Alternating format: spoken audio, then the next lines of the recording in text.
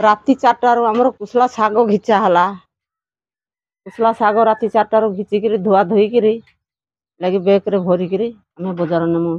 जनी काकुड़ी अलड़ी भेंडी सब परिबा आमर सकाल 7टारू जाइकी बिक्री हम सब बजार। जनी किलो 60, काकुड़ी 60, भेंडी 60, शाग बिड़ा 20 बिका होची। आजिकाली परिबा नाई तो अधिकांश रेट अच्छी जिनस अधिका आसले रेटा कमी जाई पारे।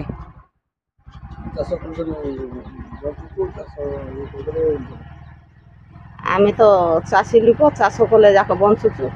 चाष न कले कौन खाइबू? तेल मिलू ना, लुण मिलू ना, जार बारी जहाँ बाहर सब धरिकी जाऊ। चाष कले जाक आमे तेल लुण डाली उली पियाज मिलूची हमको, नहेले ना।